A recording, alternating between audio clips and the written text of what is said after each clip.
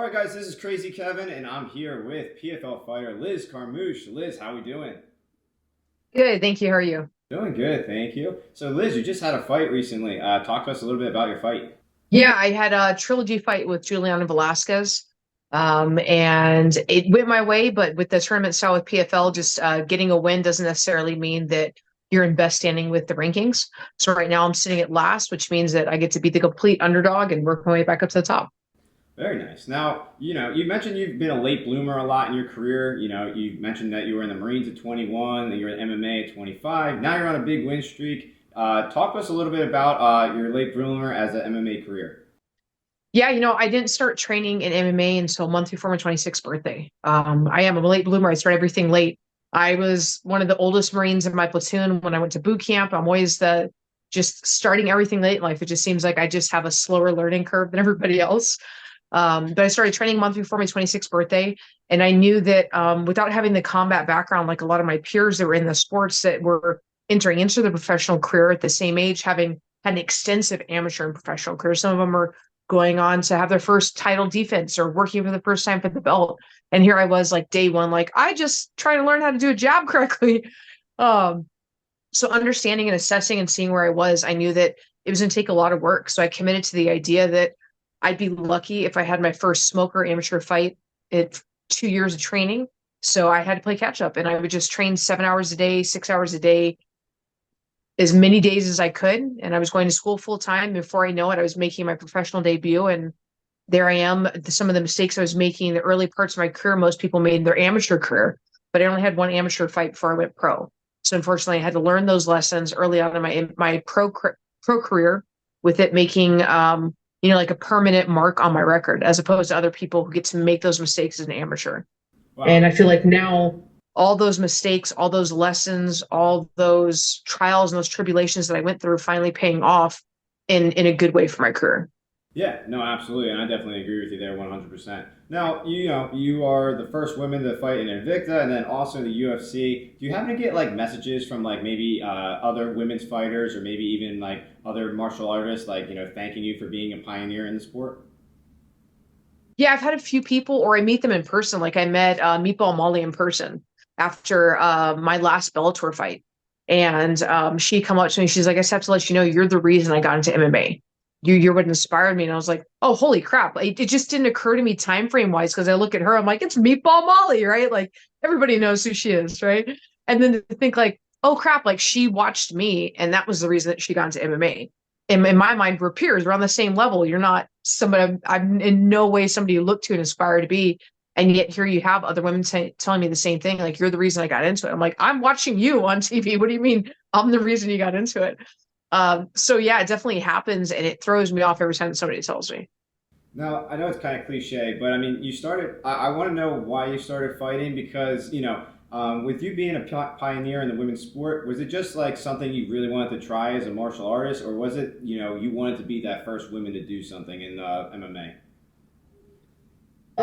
Not so much in MMA. Like I joined the Marine Corps and I definitely wanted to be a first. I wanted to show men that women deserve to be in combat, and that there are women that could uphold the standards that were maintained and achieved for men.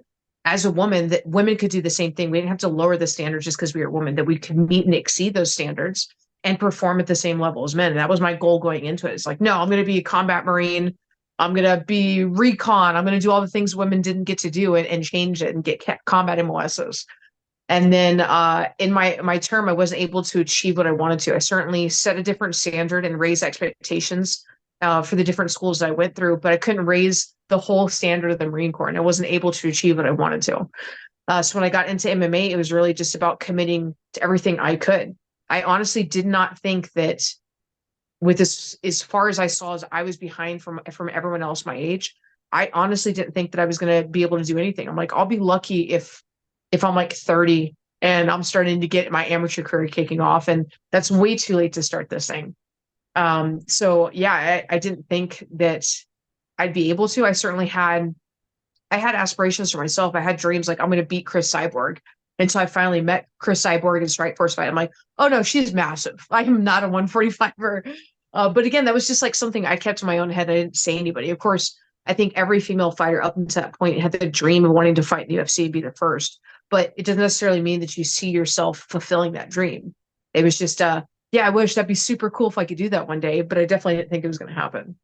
Yeah, yeah, no, absolutely. That definitely makes sense. Now, you fought pretty much everybody in the women's division when it comes to UFC, Bellator. With that being said, who do you think was the hardest women to prepare for in the gym?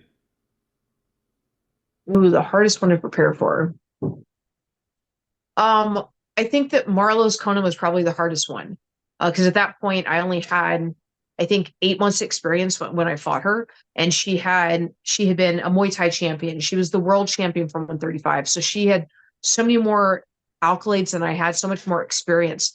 But for me, again, it was an opportunity where there was no losing that situation. Even if I lost the fight, like I was attaining something that I never thought I'd be able to. Just the opportunity was there. But there was no catch up. Like I couldn't possibly on a 9-day notice fight make up the time to even get close to the level she was at. And I gave her a run for her money, but I just didn't have the experience level. So it was probably the hardest one just because I couldn't cram 10 years experience into 9 days. And I was trying, but it didn't quite work out that way. Now, when you're training and getting ready for a fight, maybe like a couple weeks out, I know when I have like maybe like a big project coming up for work and like I have like a lot on my mind, I have like a hard time sleeping. Do you have that same issue when it comes to fighting, or just because it's your job, it's just kind of normal for you? You don't have any sort of issues when it comes to that?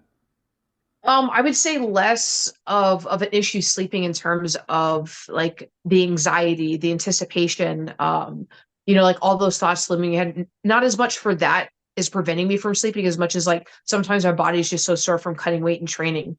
And I'm staying in an Airbnb where the bed is atrocious and nobody should be forced to sleep on it. And so just because my body's so banged up, I struggle. But as far as like getting it in my head, I think I'm pretty good at being able to compartmentalize everything and kind of de-stress from that situation and just look forward to the anticipation of next day's training and put away all the thoughts of the fight. Interesting. Okay, fair enough. That definitely makes sense. Now, you fought Ronda Rousey, and with you fighting Ronda Rousey, you mentioned that she trained in a gi a lot with her judo. How often do you train in the gi when you're training for fights? Absolutely never. I haven't trained in the gi since I was a blue belt. I had trained off and on white belt and blue belt.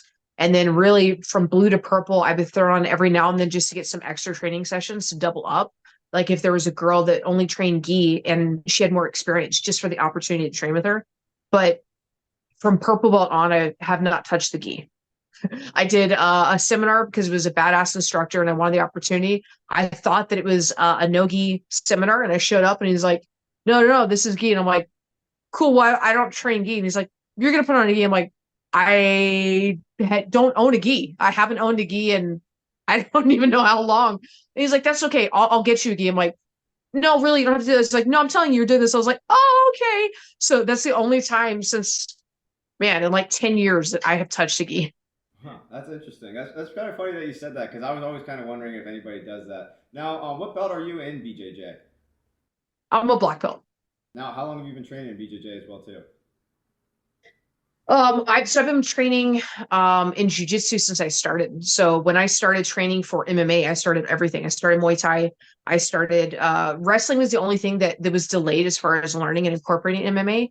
But jujitsu, Muay Thai, boxing, I started that all on the first day that I started training. Awesome. Okay, that definitely makes sense. Now, you've been in multiple promotions, Invicta, Strikeforce, Bellator, UFC, with all these different promotions. I guess with the biggest two, with UFC and Bellator. How are the UFC and Bellator alike? Um, I would say they're alike in the sense that they're looking for those big production points, right? I've seen some other organizations where they'll lead up to the fight with the media attention, where they bring in like MMA Junkie, they bring in television networks, things like that, where they don't necessarily have the money or whatever happens to be. They don't ever make that happen.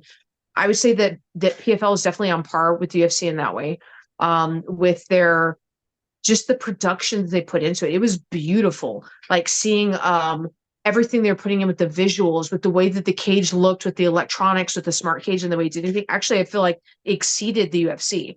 Like the UFC has their cage and has the octagon, but we're not talking digital parts of it on the outside. They're displaying all of it. It looks so much cooler than I've ever done Like they had a winning room where you could go and have food and drinks and everything if that was your thing, and overlook and see the fights.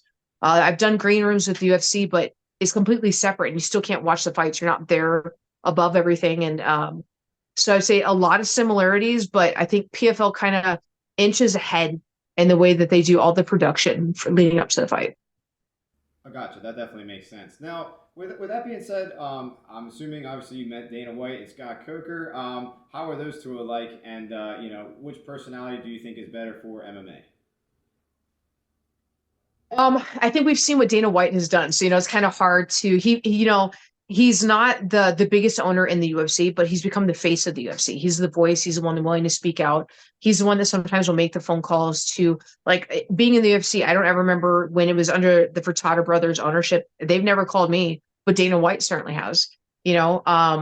He's I would say that Scott Croker is known as the face of Bellator, right? He's a known face, but not on the same level where Dana White's willing to talk shit in anticipation of fights just as much as the fighters are. He's willing to go to bat for people, and negative or positive. Like he's all about like kind of those dramatics and stuff, which I think that Scott separates himself from and doesn't want to get involved in. Yeah, no, I definitely agree with you there. Now, at I'm sorry, at Bellator 300, you were fighting a friend. Talk to us a little bit more about that. Yeah, it was definitely different. Since even before I got into Bellator, Alima and I had been talking, like we've competed in jiu-jitsu tournaments where it looked like we were going to go into the finals, and our coaches had told us like, hey, if you guys get to the finals, let them know you're on the same team, you're not competing against each other. But then they'd walk away, and Alima and I look at each other, we're like, we're not doing that, right? And I'm like, no, we came here for that belt. We came here for the cash prize, whatever it happened to be. We're like, no, we're not doing that. So there's always been opportunities where we were absolutely prepared 100% to compete against each other and put aside, like what our coaches were saying. And then we would corner each other for fights. I cornered her in Bellator. She cornered me in the UFC. And I'd asked her, like, if you had the opportunity, would you go to the UFC? She's like, no way. I get taken care of way better in Bellator. I've seen your paychecks. I'm going to stay over here in Bellator. You stay in the UFC. I'm like, oh, burn. And she said, like if you ever came to Bellator, though, I'd love to face you. If I was going to lose my belt to anybody and have to relinquish it, it would have to be you. So we knew going into it, just with every opportunity, that we were always side by side, competing with each other, trying to be the best. And once I got into Bellator, it was only a matter of time before I went through the ranks and had to face her. We just never saw it flipping where she was trying to take the belt from me. I thought for sure, and so did she, that I was going to be trying to take the belt from her. So we were able, I think, in so much anticipation over the years of expecting to potentially face each other, I think it left a lot of any animosity that could possibly be created out of there, right? Like after the fight, she always throws a luau. I went to the luau, we partied together, we ate, my son played in her pool, like we still had a good time. After the fight, she had surgery. I was hitting her up, asking if she needed anything. She reached out to me, making sure I was okay. So the friendship never changed just because we had the fight. The only thing was we just had to go in there and hurt each other, and then afterwards be able to hug it out and tell each other we still loved each other and still cared about each other. Oh, that's awesome. So that's definitely cool that you're able to not only get in a fight with somebody, but also kind of stay in touch with them and still train with them. So that's definitely pretty cool. With that being said, what behind the scenes stuff kind of happens at the UFC or maybe Bellator that maybe a fan might not know about? Ooh, I think what they don't realize is something that I would say is different that the UFC does is when I'm in the UFC and I'm booked for a fight, they would require a minimum of 2 hours a day to be dedicated to media attention and anticipation of the fight. So you're talking Monday through Friday for a minimum of 2 hours. You set aside time to go to television networks, go to radio networks, to be willing to fly places to go do it in person, to do Zoom calls, to do all these different interviews. And so you're constantly in fight camp, not only allocating time for your own training, but also just to do media, right? And I think that's what a lot of people don't realize going into the fight, how much of that happens, or how often I can remember the UFC calling me like, hey, you got to be in New York on Tuesday. I'm like, all right, it's Saturday and I have work on Monday. Like, okay. And they don't pay you to do it. It's not like you're getting compensated. You're just expected to get on a plane and go there. The only thing that's paid for is your hotel to get there and your travel. So they drive you to and from, and they fly you there and they put you up in a hotel. Outside of that, you're not compensated. So if you're there for 4 days, you're hoping you still come back to a job that understands like, hey, I gave you essentially like a 1 day's notice and I'm going to go away for 4 days and be back next week. And I don't think people realize that. They think they're like, oh, you're on magazines, you're on TV, you're in radio, you got to be paid for that. It's not paid. It's a requirement as your fight to be able to promote your fight. So you just have to make yourself available to the organizations, and it's not a financial compensation. Wow, that's incredible. I had no idea about that. I'm sure that a lot of people probably didn't know about that. That's definitely awesome, and I'm glad you dropped a little bit of knowledge there. Thank you. I appreciate that. Wow. So with that being said, Liz, I mentioned a little bit when I was doing the interview or setting up the interview with you that I'm a martial arts instructor. I've been training for 20 years now in Taekwondo, and I've been teaching for about 6 years now. And I have 150 students at my gym. With that being said, what advice would you give to those guys to keep coming into the gym every single day to keep on getting better and better? Be an open book. I think so many times people come in and I had people ask me like, how in the world did you possibly find the motivation to keep training when you've already beat this girl twice and you're going to fight against her again? I'm like, well, I don't know who's going to show up on that day. Maybe this is a person who's like, hey, there's $1 million on the line.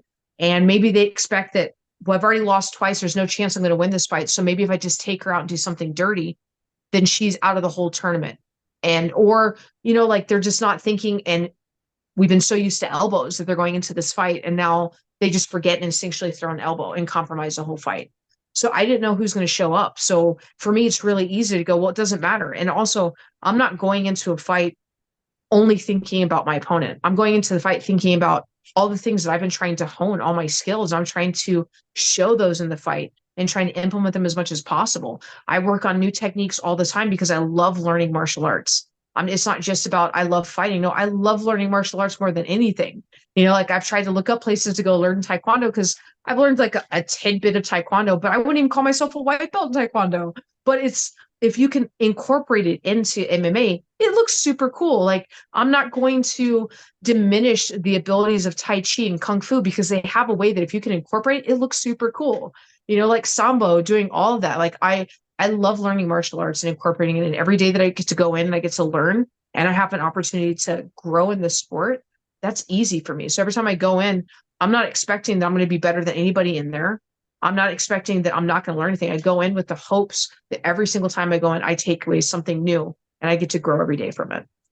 That's definitely some great advice. And I definitely agree with you there. I love martial arts and I love my job. And yeah, every time I'm like watching fights and I see like a fighter throw a side kick, I'm like, yes, I'm like, there it is, Taekwondo. Feel the same, and I definitely love what I do, and I guess that's exactly why I start this channel, is just to kind of learn a little bit more about the fighters and what you guys kind of go through on a daily basis. And I definitely respect and appreciate all you guys do. It's definitely unreal to me. Awesome. Last message to the fans that are going to be watching this interview. I say the last message to the fan is to tune in on June 13th. I don't know yet who my opponent's going to be. Just like the last one, I kind of had an idea of when I was going to fight. Didn't even know if for sure I was signed to PFL until about 3 weeks before the fight. So at least now I know a date and I know a location. I don't know who the opponent is, but I know that I'm going out on June 13th to perform my best and to show off all the things I've been learning even since I've been back from this fight. So tune in so I can show maybe some flashy, cool Taekwondo stuff. Who knows? We'll see. But tune in June 13th for a new and better Liz. Awesome. I love it, Liz. That sounds awesome, and we're definitely going to be looking forward to your fight, June 13th. Liz, thank you so much for coming on the show. We really appreciate it, and hopefully we can connect again and do another one in the future after your fight. Yeah, absolutely. Thank you so much. No problem. All right, Liz, have an awesome rest of your night. Take care.